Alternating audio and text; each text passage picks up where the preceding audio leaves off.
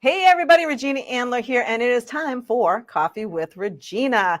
I have my friend Elise with me here today, and Elise is actually really cool, other than her cool hair color and the fact that today is her birthday, so we will bring that up too. Elise is a YouTube strategist and visibility coach, and what she does is she helps small business owners use video to create visibility so that they can reach their target audience, educate them, and then basically close the sales with them. So I mean, it's really all about gaining clients. And she specializes on making sure that YouTube is set up and that you are out there and bringing in folks and they get to know, like, and trust you and really want to get into your stuff. She helps people utilize the right strategies at the right time and how to understand that, how doing that can skyrocket your business. So welcome, Elise. Thank you for having me, Regina.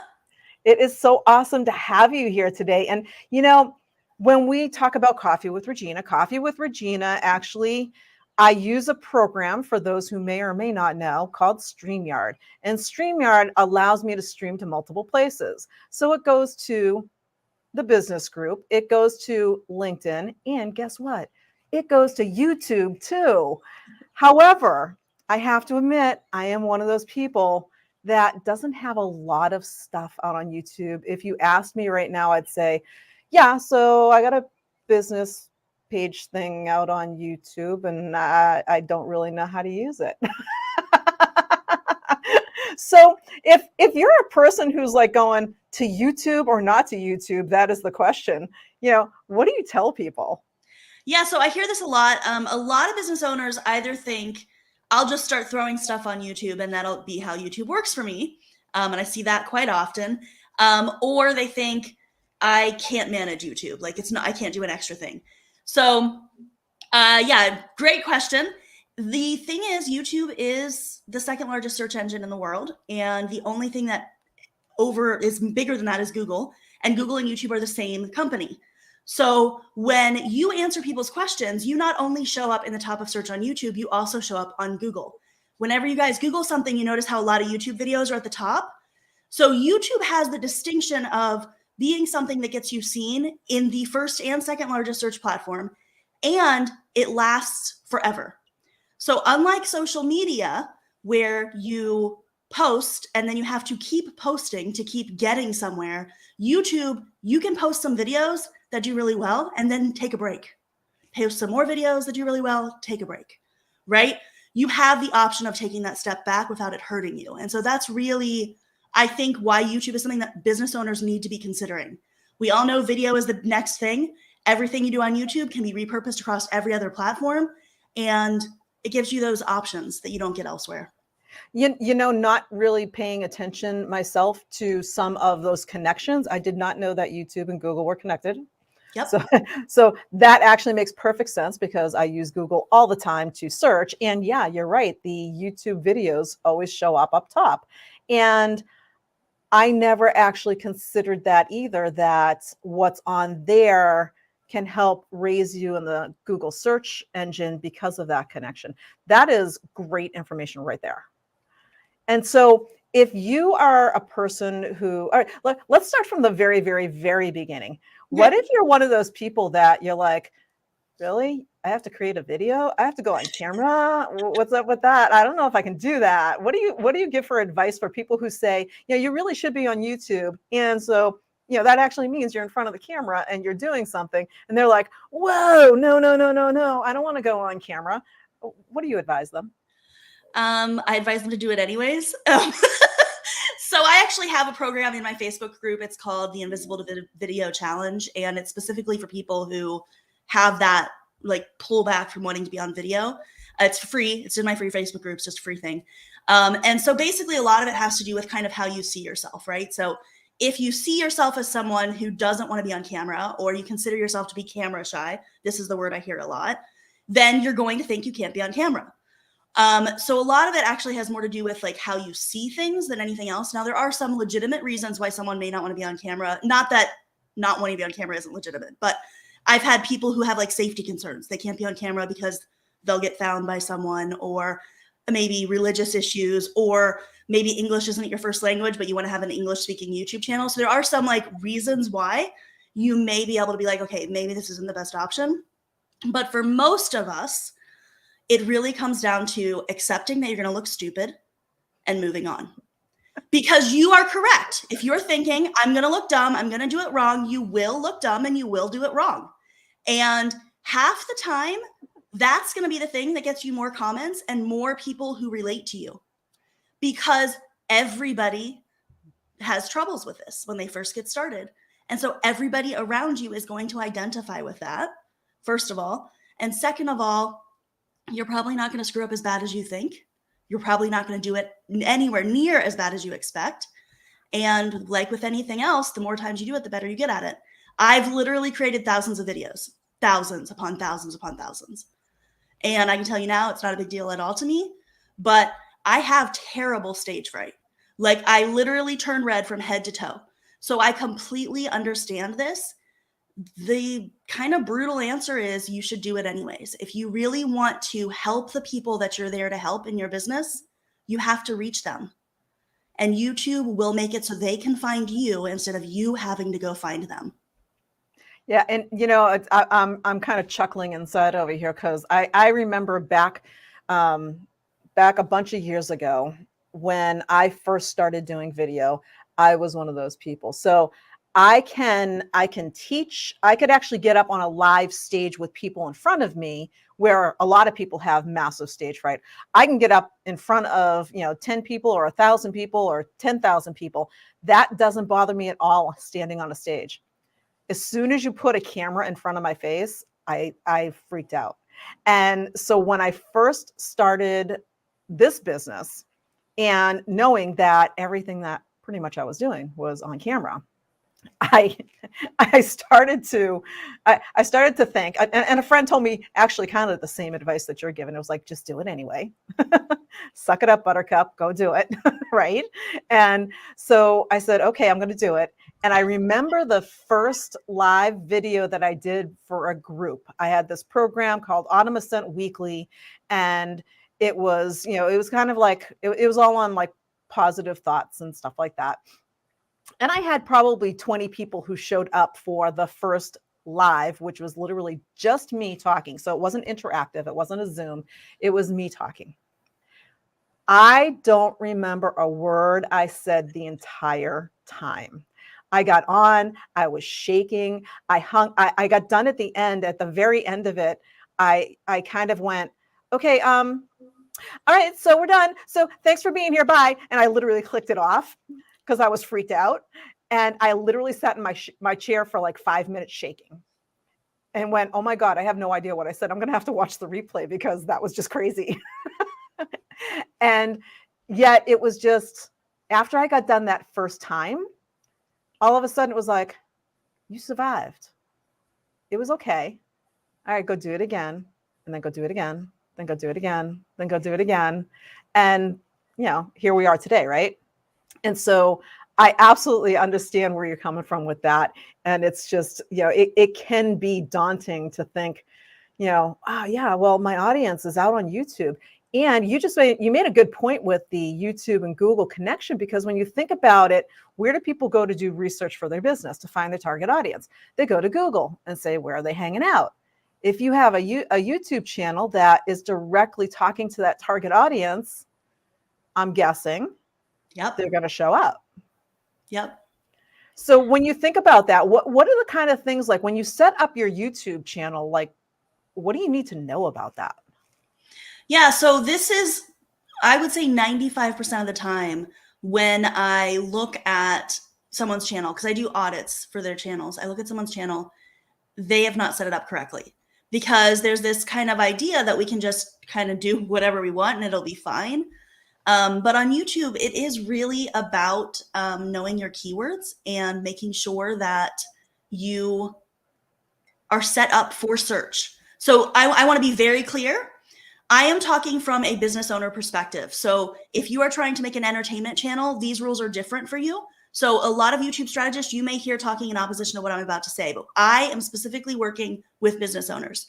For business owners, you have to set up your channel for search. So this means you have to spend time on YouTube researching what keywords, what things are going to actually help you to get found. You don't, let's say you have a yoga studio, a yoga practice. You do not want to use yoga as your keyword, period. Because there are 800 million other people using yoga, and you will never be found because you have 2 videos. You may have to use something like yoga for women in their 50s. I'm not saying that's a good keyword. You would have to research it. And that will be a keyword that has less competition that you can start to rank for. And then as you start to get found for that, YouTube will start to notice, oh, people love her for this search term. She's a yoga person. We're also going to start to show her for yoga. And so you have to have a really good strategy behind making sure that you're using the right words that you can actually get found for. I can never compete with Walmart. I don't care what I sell. I can never compete with Walmart right now. I have to start by competing with the other smaller people. And then you can prove that you are the best. YouTube will see you're the best because of your metrics and will start to push you into some of those bigger categories. So that's the very first thing that anybody should do. They need to do the keyword research for YouTube. Right. And so for some people who go, what is a keyword? What, can you define what a keyword Yes. is for folks? So a keyword is, it's not necessarily one word, it's a phrase. And it is a phrase that is used in a specific order when someone is looking for what you have to offer. So a keyword can be literally anything. It's some kind of phrase that talks about what you're doing. So for me, I might say, help with YouTube thumbnails. That would be a keyword where I might talk about thumbnails. Or how to make money with YouTube might be a keyword that I would use. So it's not actually a word, it's a phrase, which is a misnomer. But it's what someone would type into search to find the information that you have. That's the keyword. So you want to figure out what phrase someone's using to find what you offer, basically. Right. So you really need to know who your target audience is, Yes. so that you can understand what words they're using to search to find out what it is that they want to know. And once you know that, then you can compose the keywords that are matching their search terms. I talk to my clients all the time, and I recommend the site called askthepublic.com. Yep. So askthepublic.com, you can put a 1 word in there and it will tell you all these little phrases and stuff that people are looking for, which makes it really super easy to do some research on keywords. Yes. I think it's Answer the Public. Answer the Public, yes. Then there's Ask Socrates is a similar tool. But yeah, I agree completely. So that is a really good place to start to find the keywords. But then my recommendation for YouTube specific is that you then take that into a YouTube ranking tool and use those tools to make sure that it's going to work for YouTube, because the phrasing and the order of the words makes a difference. And you want to make it as easy as possible for you to rank, to get seen, to show up in search results on YouTube. Right. So when you're working with folks on your end, so it's about kind of getting set up, and then the keywords. If somebody's just starting out on YouTube, what do they do? I mean, it's like you just go out and make that first video and just kind of keep your fingers crossed and hope that people are going to see it. No, the very first thing you should do is you should do your keyword research. Once you have that, then put the keyword. So my recommendation is to find 500 characters worth of keywords. So that's not a certain number of keywords. It's based on character count. That's because that's what you can put as your channel keywords on YouTube. Put those in your channel keywords. That's the first thing.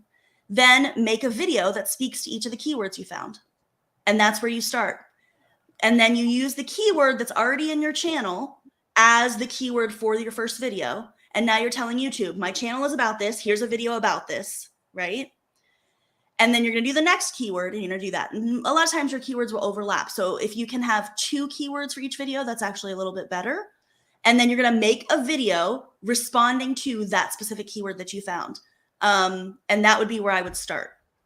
That is brilliant. Again, I don't do too much on YouTube right now, and that just makes perfect sense. Just knowing how everything works out on social media and that kind of thing. And it never really dawned on me before. And, as far as building that, momentum, that really works. Now, when you think about those videos, right?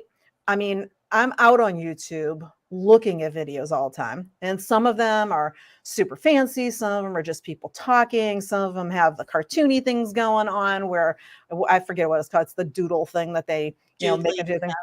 Yeah. And so so all kinds of different things. Is there any type of specific video that gets more attention than others? So you have to kind of think about your audience in buckets, right? So there are people who are already your diehards, right? So my diehards, I do these videos where I go on a walk in the morning. It's just my normal walk I'm going to go on. And I basically just randomly talk about whatever came into my mind. So I did a whole series where I was talking about how you don't have to be a superhero. And we talked about each power that you could have as a superhero and why you don't need that as a business owner. So it's just my inner musings.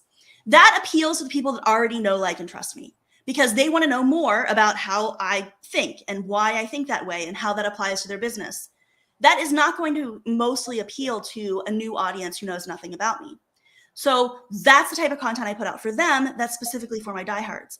Someone who doesn't know me but wants to know how can I make money from YouTube, I'm going to make a video specifically telling them steps and ways that they can think about what to do to make money on YouTube. So it's kind of a hard question to answer because different types of content are going to appeal to A, different audiences, and B, different parts of your audience. But I would say if you are in any type of, I'm not sure who all your audience is, Regina. So coaches, any kind of educational content, I would focus on answering questions that people would ask you. And this can be really handy because you probably already know what they are. Use those as inspiration to find your keywords and then answer those questions. Now you can not only bring people in who have those questions when your existing audience has them, you send them a link to your video instead of having to make something brand new for them. I would say that works really well in those types of informational industries. If you are doing something that's physical, so if you have physical products, it's going to be a little bit different. You're probably going to be doing demos. If you're making the products, you can show close-ups and zooms and things like that. It's just going to be slightly different depending upon what their industry is. Does that make sense? That makes perfect sense. And you got me thinking right now because, the audience that I serve are coaches and consultants. Okay, that was what I thought, but I just wanted to be sure. Yeah, and with that thought, one of the things that I work with my clients is creating their lead magnets. And I was just thinking that, you could have a whole series of lead magnets set up on YouTube that are just like an educational series out there. Yes, 100%. This is one of the things that I teach. You should be teaching with the point of having a lead magnet that goes with that. So when you do different playlists, each playlist can be focused around one specific lead magnet. So like I did a whole playlist about how to use Metrical. It's a social media scheduler. And I have a spreadsheet that basically makes it easier to use that scheduler. And that is my lead magnet for every single video in that series. And so you can totally build it around specific lead magnets. That is definitely a way to go. Because the whole point of YouTube for your business is to get leads. You want to sell your stuff. If you happen to get monetized, that's a happy accident, right? Like a secondary way of making revenue. But YouTube revenue is not going to be the main thing that makes you money as a business owner. It's going to be promoting what you already have on your channel. Yeah, 100%. Right. Yeah, no, I really like that idea. Now you've got my wheels spinning here now because I'm thinking I have a bunch of lead magnets and I was like, oh, I could do little videos on each one of the tips that's in the lead magnet and put that on YouTube and then send people to that and then have them down the lead magnet. It was like, that's brilliant. Yep. And it's just something I never even thought or considered before. And I'm constantly talking about repurposing your content, and that is a beautiful way to repurpose content. And like you said, it gets out there and it's out there forever.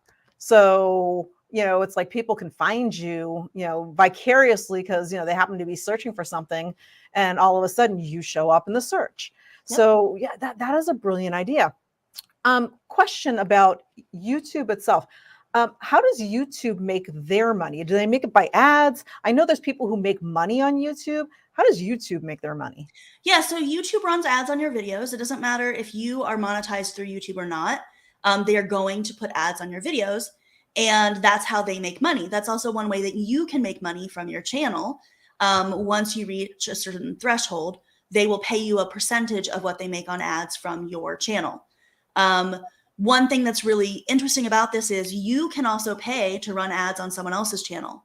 So if you're coming in and there's somebody that's big that teaches the same thing as you, you can actually pay to potentially run ads for your stuff on their stuff. and start sending people from them to you. So this is another really interesting thing, you know, more long-term. I wouldn't necessarily say to do this at the beginning, but it's another like tool that YouTube gives you to be able to bring your right audience in. I absolutely love that. That's great. I didn't even think about that either. You're given so many great tidbits here. So when you think about yeah, somebody just posted in a new world. Absolutely, it really is. If a lot of us, well, I know a lot of my audience may have a few things here and there on YouTube. I don't think I'm not sure that too many people out in my group right now have a ton of stuff out there, which is why I was so excited to have you on here today, because, it's like different people specialize in different things. And having had a few conversations with you now, I was like, Elise has it down. She knows YouTube inside and out. She needs to come out here and just tell people what she does. So when you think about all of those things that are out on YouTube, is, you set up the channel, you set up the information. Oh, you know what? Actually, a question that just popped into my head. What do you call your channel? Do you call it your business? Do you call it something else? Is there a naming convention? Yeah, so this is an excellent question. So I usually tell people that they should choose from 3 things, and you're not going to fit all 3 things on your channel name. And it's going to depend upon how your business is set up, like how you present your business, right? So for me, my business name is My Scheduled Biz. It's right there. And my name is Elise Michelle on Facebook. So those are 2 things you could do: your business name, your name, depending upon how people are going to find you. The third thing is a keyword. So you know how we talked about keyword research and how important it is? Well, if you can put a keyword that is a ranking keyword in the name of your channel, it further solidifies for YouTube what you're doing. But most importantly, when someone finds you, they know what you do. Because if I just put Elise My Scheduled Biz, that doesn't mean anything. No one knows what I do. But if it says My Scheduled Biz, reach your people, you know that I'm helping you reach your people, right? So those are the 3 things: keyword, your name, your business name. You're not going to fit all 3 because you only have, I think, 50 characters for your name of your channel, but choose 2 probably of those. And that's going to be the best way to name your channel. I'm going to have to go out and rename mine, because I named mine Automation and Consulting, and nobody, the fact of the matter is that nobody's really searching for your business name unless they know you already. They're not searching for your business name. The other thing is, they could search for your business name and never find you. I know that sounds terrible. So on the naming thing, let's talk about handles.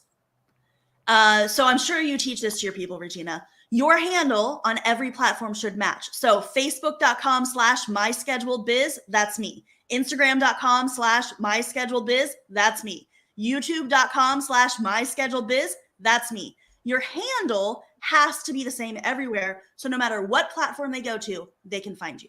So that kind of goes with naming. Yeah, and that's true.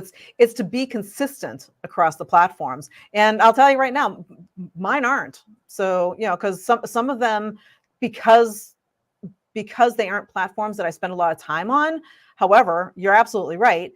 I talk about being consistent all the time across everything, so that a confused mind does nothing. So if you start confusing people with all these different names, they're like, wait a minute, who are you? What are you doing? And a lot of my stuff came out a long time ago, so it's just my name. So my handle is just like R Andler or Regina Andler, and then on Facebook there's my group page, which doesn't match what is on other stuff. So yeah, it does make sense to have that consistency across the platforms so people can find you, and that makes perfect sense. So when you think about that consistency out there across all of the platforms, if you are all jumbled up, what are some tips or tricks to get it all in alignment? I would go and claim your handle on the other platforms, and then on the existing ones, you can. So there's 2 ways to do this. I've had to help my clients with this a couple of times. You can go ahead and change your existing channels, your existing platforms, to one handle. Choose one cohesive channel handle and change them. But the issue with doing that is if someone does in fact follow you on that platform and they go to find you later and they happen to know your existing handle, your existing handle will now be gone, right? Does that make sense? Yep. So I'll give you an example of one that I did recently. I helped someone on Instagram with this. So what we did for her is we changed her existing channel because she didn't want to lose all the history of what she had done to the new handle that she wanted to use on all of her platforms. And then on Instagram, I think they make you wait 2 weeks before they will let someone else claim your handle. So then 2 weeks later, like I think about 10 days later, every single day she went in and tried to open a new channel with the old handle. And then what we did is we set it up and we said, official channel is here, and put the @ symbol with the handle. So someone could land on that page, realize this is not their official page, click on the correct one and go to the one where she's actually posting. So essentially you're kind of setting up like this holding pattern on the old handle. So in case someone goes to it, or maybe you have a link somewhere that still takes them to it, they can find your actual real channel. Does that make sense? That makes perfect sense. And I love that idea, so that you just redirect them. Yes, to the new exactly. channel. Yeah. So that's great. No, I really love that. So when you tell us a little bit about, what are your services? What do you do for people? Like, do you have packages? Do you have programs? What do you do for folks? Yeah, so I have a lot of free resources. I have my Facebook group is the place that I would recommend going. We've got a lot of videos in there that can help you with stuff. I kind of cover all the bases. So I offer do-it-yourself. So I have a course that's called YouTube Exposed. And in that course, I walk you through with videos step-by-step how to set up your own YouTube channel, where you should start, how to do research, how to find the keywords, the whole 9 yards, how to record your videos. I talked about editing. Everything that you possibly need to know about having a YouTube channel is in that course. And that teaches you how to do it yourself. I also have a monthly membership where you can come and ask questions and get help and get coaching that way. And then I also have done for you services. So I do video editing. I do YouTube channel management. I'm actually currently in negotiations with an executive producer so that we can offer video shooting in one day to do an entire channel. And then we manage your channel on the back end. So I range from free all the way up to very expensive. I help business owners with YouTube. Whatever it is that you want, whether you want to do it yourself, have someone else do it for you, I can help you. Yeah, I love that you've got such a wide range. So whether somebody's just starting out or somebody's existing and they have something that they want to put together, that's great that you can go out and do everything. So when they want to come find you out on Facebook, it is my MS Bizzers. So I call my Facebook group the Bizzers. That's my group. That is a really great place to go. Facebook.com/groups/MS Bizzers. And you can find me on any platform under my scheduled biz, because that's my business name.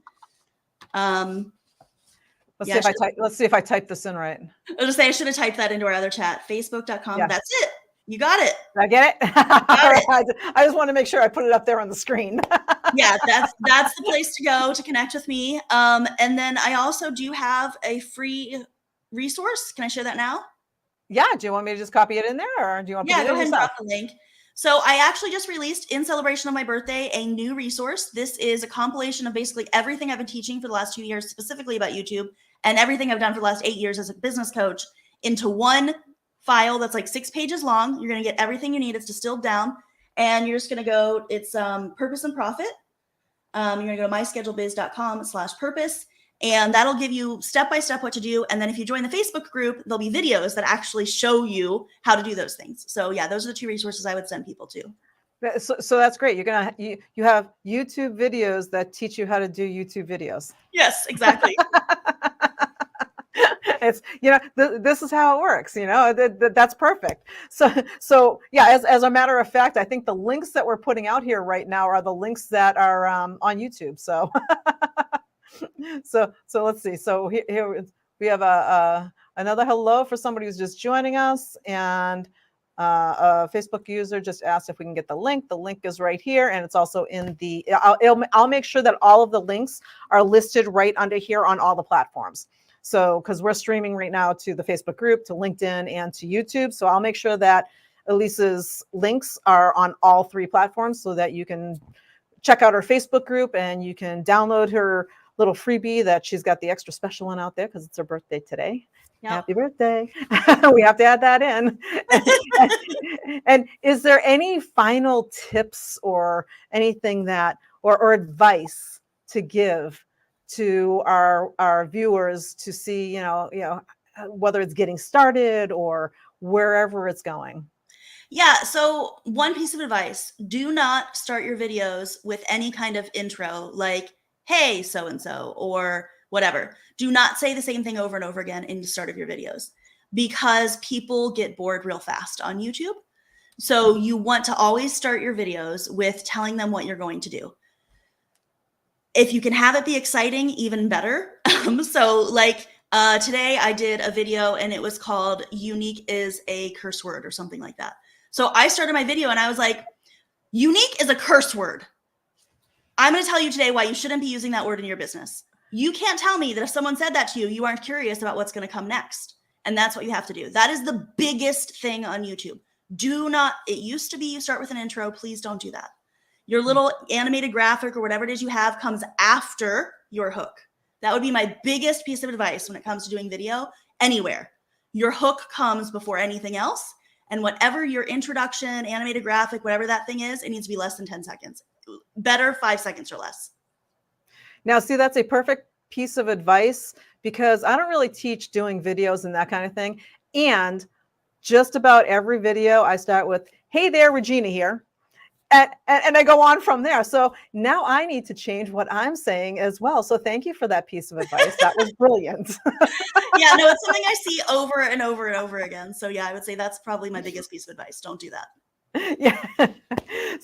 So we are just over time. And I just want to make sure that reminder that I will put all of these links underneath each one of the platforms so that you can make sure that you get into her group, get her freebie and all that kind of fun stuff because Elise is the queen of YouTube.